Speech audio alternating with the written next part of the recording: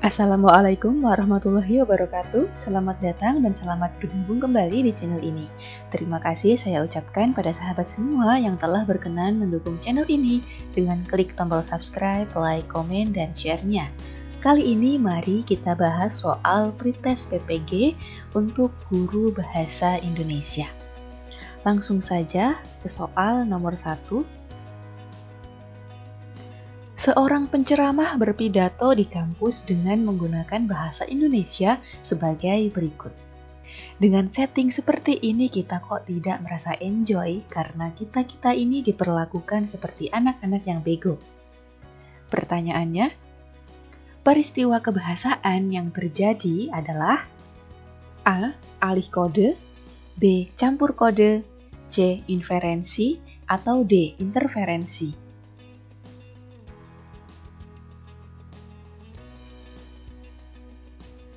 Jawabannya adalah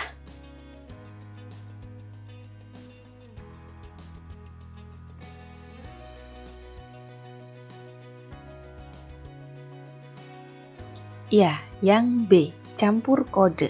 Campur kode ini bisa terjadi karena 3 faktor. Yang pertama, adanya penyisipan kata. Kemudian yang kedua, adanya penyisipan frasa. Lalu yang ketiga, adanya pengulangan kata. Nah, ketiga faktor ini muncul tanpa adanya intensi khusus atau tanpa adanya tujuan khusus. Ya, campur kode bisa terjadi karena yang pertama kebiasaan. Kemudian yang kedua terjadi karena keterbatasan penguasaan kode. Kalau kita lihat pada soal nomor 1 ini terdapat penyisipan kata, ya. Ada kata setting, enjoy, kemudian bego, ya.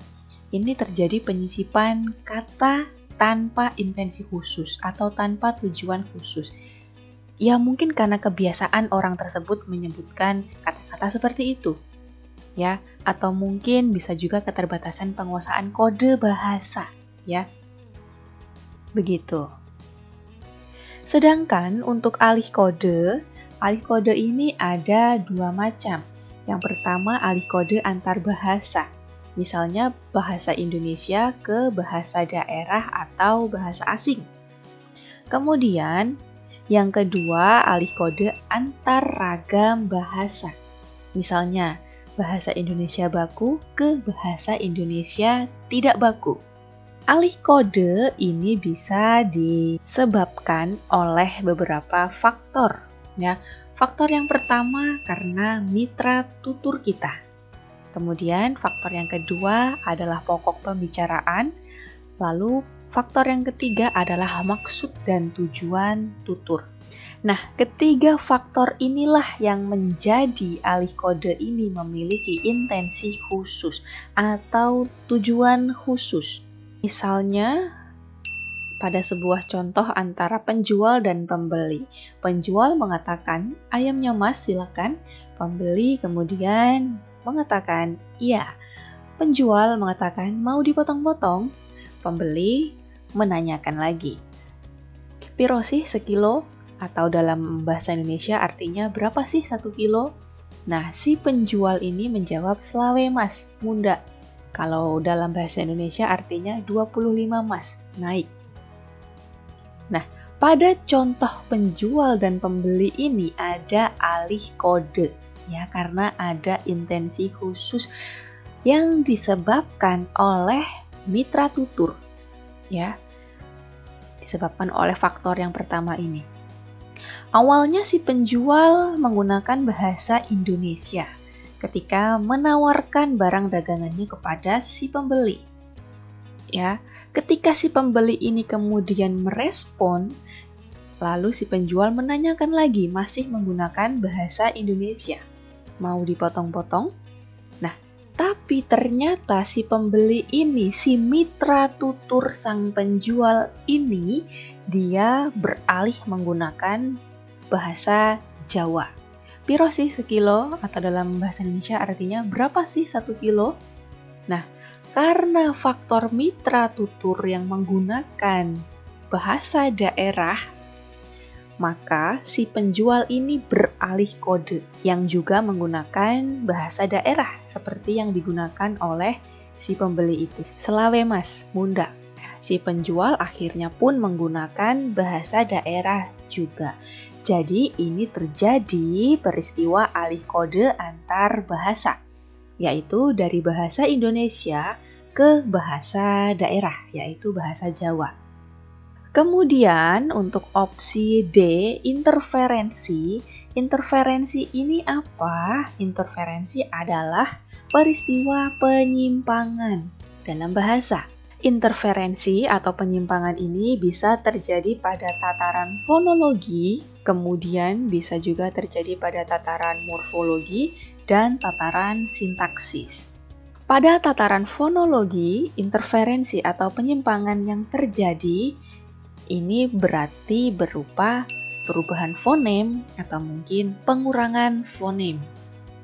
Contohnya, ada penjual yang mengatakan, pakai kunyit, lengkuas, serai, daun salam, bawang, sama ketumbar. Ditumis dulu bumbunya, kalau udah mau diangkat diaduk bareng sama berasnya.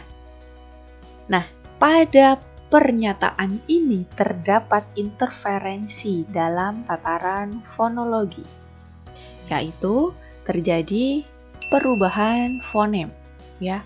Kalau seharusnya kan kalau, ya. Tapi si penjual ini menyebutkannya adalah kalau. Nah, ini terjadi interferensi atau penyimpangan.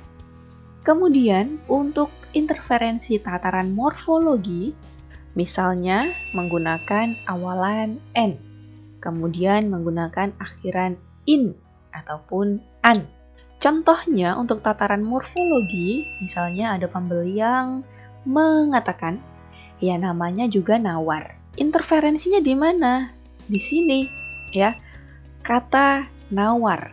Seharusnya menawar, ya. Nah, di sini ada interferensi dalam tataran morfologi. Dia hanya menggunakan awalan N.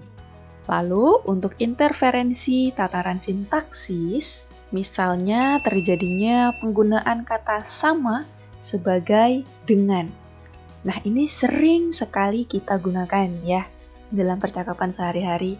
Ternyata itu terjadi interferensi dalam tataran sintaksis.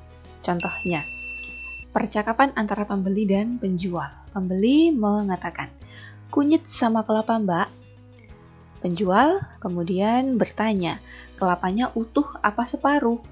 Nah, interferensi tataran sintaksis di mana? Di sini, kata sama. Kunyit sama kelapa mbak. Kalau secara logika, kunyit jelas berbeda dengan kelapa. Namun, dalam percakapan ini, maksud kata sama adalah dengan. Ya, kunyit dengan kelapa mbak. Gitu ya maksudnya. Tapi di sini si pembeli menggunakan kata sama.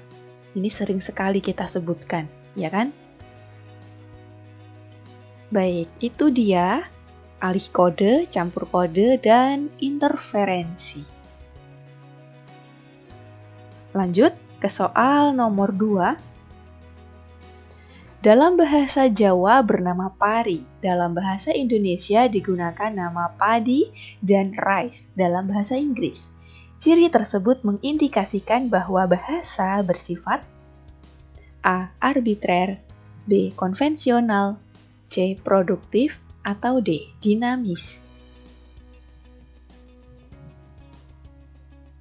Jawabannya adalah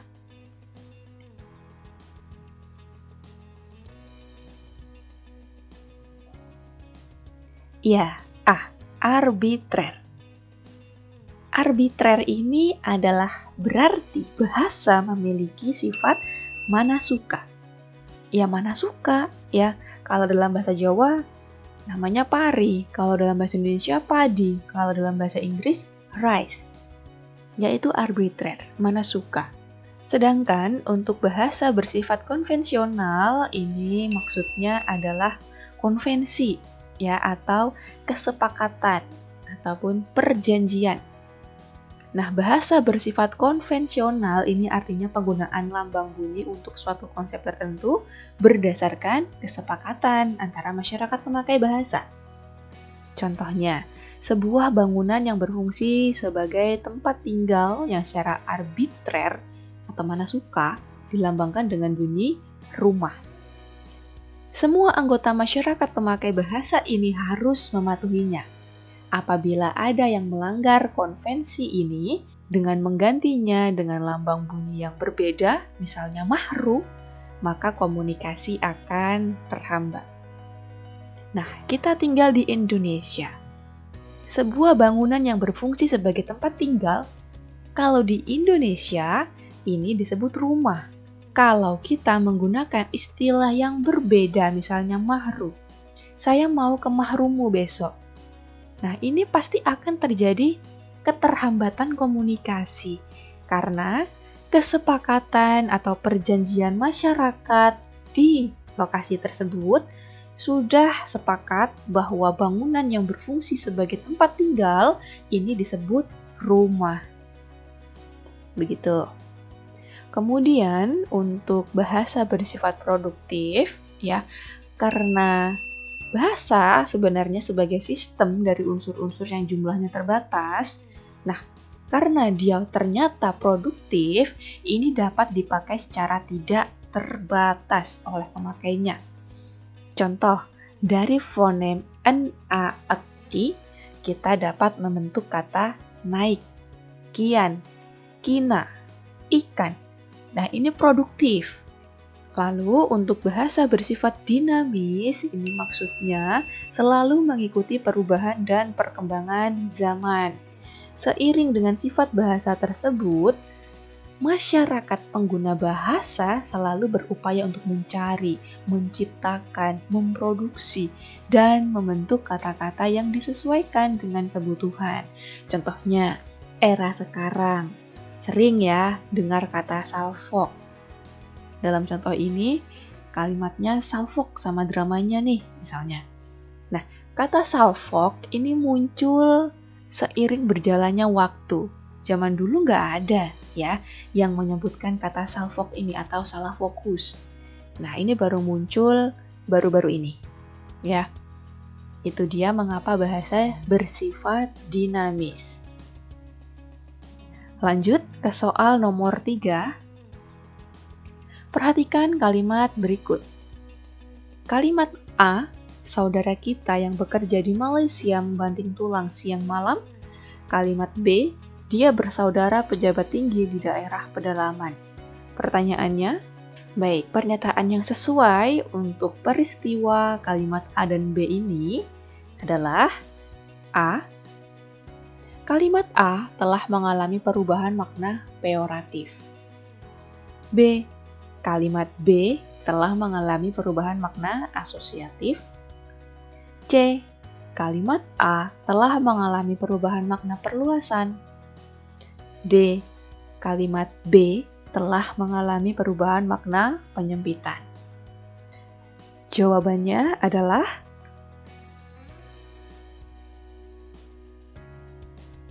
iya, yang C. Kalimat A telah mengalami perubahan makna perluasan. Kata apa pada kalimat A yang mengalami perluasan? Ini dia, saudara. Saudara kita yang bekerja di Malaysia membanting tulang siang malam. Saudara yang dimaksud pada kalimat A bukan lagi saudara kandung kita, kakak kandung, adik kandung gitu ya, bukan. Melainkan ini sudah meluas maknanya. Sedangkan untuk opsi B, dia bersaudara pejabat tinggi. Nah, kata saudara di sini ini masih makna sesungguhnya ya, saudara kandung gitu. Jadi yang mengalami perluasan adalah kalimat A. Lanjut ke soal nomor 4. Perhatikan puisi berikut. Karena kata.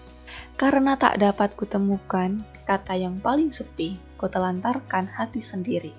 Karena tak dapat kuucapkan kata yang paling rindu, kubiarkan hasrat membelenggu.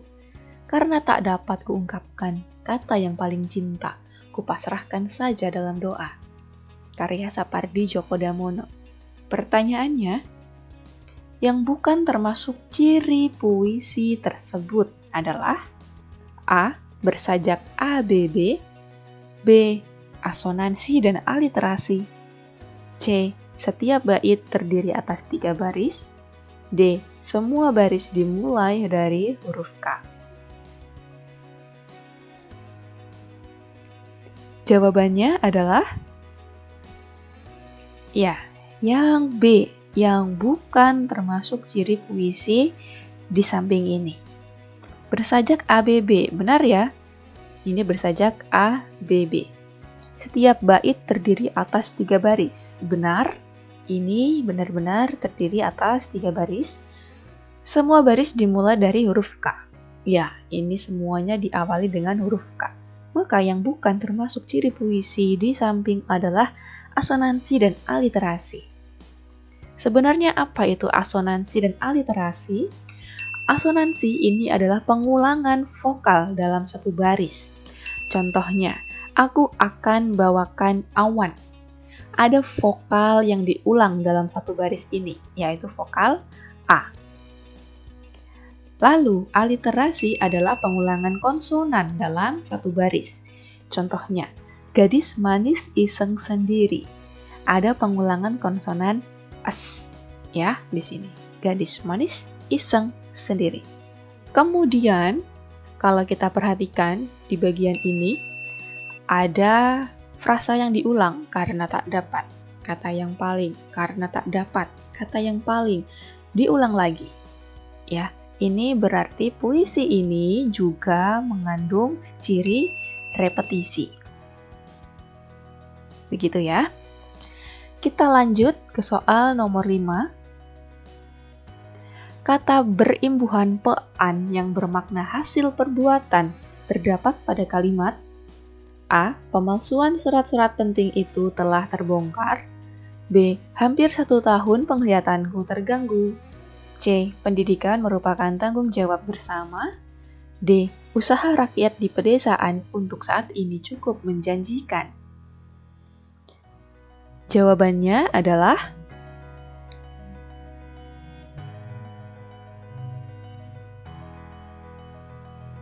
iya, yang A. Pemalsuan surat-surat penting itu telah terbongkar. Kata pemalsuan ini merupakan kata berimbuhan pean yang bermakna hasil perbuatan memalsukan. Sedangkan untuk opsi B, penglihatan ini maknanya alat untuk melihat. Lalu untuk opsi C, pendidikan. Pean pada kata pendidikan ini maknanya cara atau proses mendidik. Lalu untuk opsi D, pedesaan. Pean pada kata pedesaan ini bermakna tempat di desa. Lanjut ke soal nomor 6.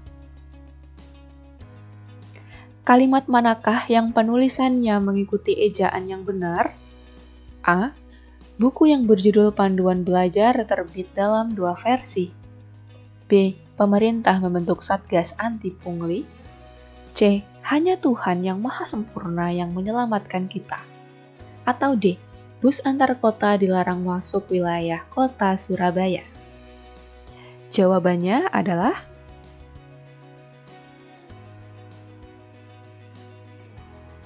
iya, yang C. Hanya Tuhan yang Maha Sempurna yang menyelamatkan kita. Penulisan Maha Sempurna ini benar ya, ditulis serangkai. Karena kata maha jika ditambahkan kata dasar, maka penulisannya serangkai, kecuali Maha Esa. Ini walaupun kata esa adalah kata dasar, tapi penulisannya tidak serangkai dengan kata maha. Sedangkan kata maha jika ditambahkan kata berimbuhan, maka tidak ditulis serangkai. Misalnya, Maha Penyayang. Ini ya, tidak ditulis serangkai. Kemudian untuk opsi A, yang salah di bagian ini. 2 adalah bilangan yang ketika kita tulis hanya terdiri dari 1 kata. Maka kita harus menulisnya menggunakan huruf seperti ini, bukan angka. Kemudian untuk opsi B, salahnya di sini. Anti pungli, seharusnya ditulis serangkai. Lalu untuk opsi D, yang keliru adalah bagian ini, antar kota. Harusnya ditulis serangkai, kemudian kota Surabaya. Kata kota ini juga harus diawali dengan huruf kapital karena di belakangnya diikuti dengan nama geografis, Surabaya. Kita lanjut ke soal nomor 7. Bacalah kutipan cerpen berikut. Hari ini hari Senin, hari pertamaku masuk kuliah. Terburu-buru aku mandi karena bangun kesiangan. Sesampainya di kampus aku mulai ikut kegiatan kampus, yaitu ospek. Namaku Siska. Aku bahagia karena bisa kuliah di Universitas Harapanku. Ku mulai hari dengan semangat. Di sini, di kampus ini, aku belajar dan mulai mencari teman. Hari pertama ospek terlewati. Teman pun telah kumiliki, meskipun masih terasa asing dan aneh. Nama temanku Alin. Dia gadis yang manis, tinggi, dan kulitnya sawo matang. Aku tak tahu dia baik atau tidak. Awal perkenalan sih baik, tapi tak tahu watak aslinya. Harapanku selalu baik. Seminggu masa ospek berlalu. Aku mendapat banyak teman baru, tapi tak kulupakan teman pertama kali aku masuk. Ya, Alin masih menjadi dekat. Semakin lama semakin dekat. Hari-hari kami lewati bersama, mulai dari mengerjakan tugas bareng, jalan-jalan bareng, dan curhat bareng. Pertanyaannya, unsur ekstrinsik yang memengaruhi pengarang dalam menulis cerpen tersebut adalah A. Ideologi pengarang, B. Kondisi ekonomi pengarang, C. Pendidikan pengarang, atau D. Kondisi sosial pengarang. Jawabannya adalah ya, yang D. Kondisi sosial pengarang.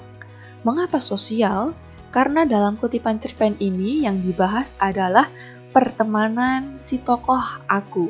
Kondisi pertemanannya seperti apa, ya kan? Lanjut ke soal nomor 8. Bahasa Indonesia yang digunakan dalam novel Siti Nurbaya berbeda dengan bahasa Indonesia sekarang. Pernyataan tersebut mengindikasikan bahwa bahasa itu bersifat A. Arbitrer, B. Konvensi, C. Kontekstual, atau D. Dinamis. Jawabannya adalah ya, yang D, dinamis. Dinamis ini kita ingat kembali bahwa artinya selalu mengikuti perubahan dan perkembangan zaman. Ya, itu mengapa bahasa Indonesia yang digunakan pada novel Siti Nurbaya beda dengan bahasa Indonesia sekarang. Pasti Bapak Ibu guru di sini dan teman-teman sekalian bahkan pernah membaca novel Siti Nurbaya. Dalam novel Siti Nurbaya, kalimat-kalimat yang digunakan misalnya seperti ini. Masih dimarahi juga pada sang kaku. Tentulah ada alangan apa-apa padanya. Jangan-jangan ia mendapat kecelakaan di tengah jalan. Bahasa Indonesia yang digunakan dalam novel Siti Nurbaya seperti bahasa Indonesia yang masih tercampur dengan Melayu, ya. Tahun terbitnya saja ini tahun 1992. Sedangkan kalau kita bandingkan dengan novel-novel saat ini, ya novel-novel terbaru, misalnya Negeri Lima Menara, kutipan kalimatnya seperti ini, rugi kalau stres, mending kita bekerja keras. Ya, Negeri Lima Menara terbit tahun 2009. Dari penggunaan kalimatnya saja sudah sangat berbeda antara Siti Nurbaya yang terbit tahun 92 dengan Negeri Lima Menara yang terbit tahun 2009. Dalam Negeri Lima Menara, ini menggunakan kata-kata seperti mending, ya kan? Mungkin kata mending ini ketika digunakan pada eranya Siti Nurbaya atau tahun 92 akan lebih menggunakan kata lebih baik, ya, bukan mending seperti ini. Lanjut ke soal nomor 9. Perhatikan paragraf berikut. Salah satu faktor yang dianggap penting dalam upaya peningkatan kualitas pendidikan adalah kinerja guru. Kinerja guru menjadi penting karena guru memiliki kegiatan pokok merencanakan, melaksanakan, menilai hasil pembelajaran, membimbing siswa, serta melaksanakan tugas tambahan. Hal tersebut berarti bahwa tugas pokok guru bukan hanya mengajar, melainkan banyak aktivitas lain yang harus dilakukan guru. Pelaksanaan terhadap tugas pokok tersebut menjadi indikator berkualitas atau tidaknya kegiatan pendidikan. Pertanyaannya, kepaduan paragraf tersebut ditunjukkan oleh hal-hal berikut kecuali A. Penggunaan kata kinerja guru pada kalimat 2, B. Penggunaan kata tersebut pada kalimat 3, C. Penggunaan kata tugas pokok pada kalimat 4, atau D. Penggunaan kata pelaksanaan pada kalimat 4. Jawabannya adalah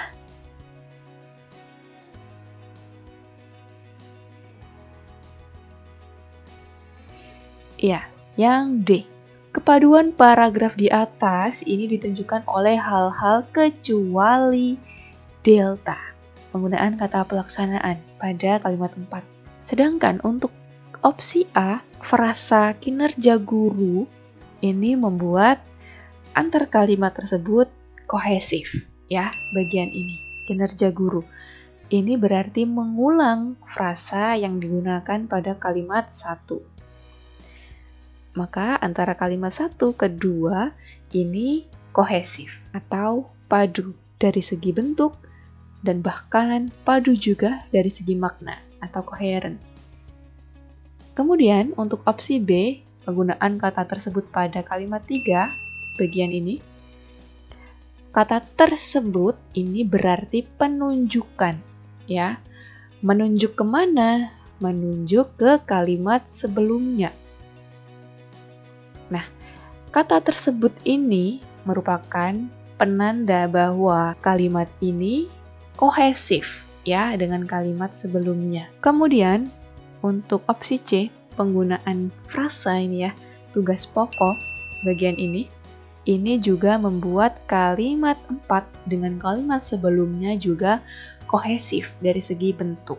Dan bahkan koheren juga, atau padu dari segi makna. Karena ada pengulangan frasa di sini. Karena di kalimat ketiga juga menggunakan frasa tugas pokok. Ada banyak sekali ya sebetulnya penanda kohesi itu. Bisa dengan penunjukan seperti yang digunakan pada kalimat ketiga. Ini ada penunjukan menggunakan kata tersebut. Bisa juga menggunakan kata ini, kata itu, ya. Kemudian penanda kohesi itu bisa juga karena substitusi atau penggantian, yaitu menggunakan pronomina. Kemudian bisa juga ada konjungsi di situ yang membuat paragraf tersebut kohesif dan koheren. Kemudian ada juga pelesapan atau elipsis yang dapat membuat paragraf tersebut kohesif dan koheren. Kita lanjut ke soal nomor 10. Kalimat yang mengandung frasa apositif adalah A. Liburan panjang sudah berakhir minggu ini. B. Sayuran dan buah-buahan tertata di keranjang. C. Dia membeli buku, pulpen, dan penggaris. Atau D. Ananda Mira, anak Pak Lurah, sangat cantik. Jawabannya adalah ya, yang D. Ananda Mira, anak Pak Lurah, sangat cantik. Frasa apositif ini adalah frasa yang berfungsi untuk menambahkan atau menjelaskan ungkapan sebelumnya. Nah, anak Pak Lurah di sini, ini muncul sebuah frasa apositif yang kedudukannya menjelaskan ungkapan sebelumnya bahwa Ananda Mira ini adalah anaknya Pak Lurah. Baik, itu dia pembahasan kita pada video kali ini. Semoga bermanfaat. Semoga teman-teman semua dan Bapak Ibu guru yang menyimak video ini berhasil lulus pretest PPG dan mengikuti PPG tersebut. Saya mohon maaf jika ada kekeliruan yang tidak sengaja saya sampaikan. Terima kasih. Sekian. Wassalamualaikum warahmatullahi wabarakatuh.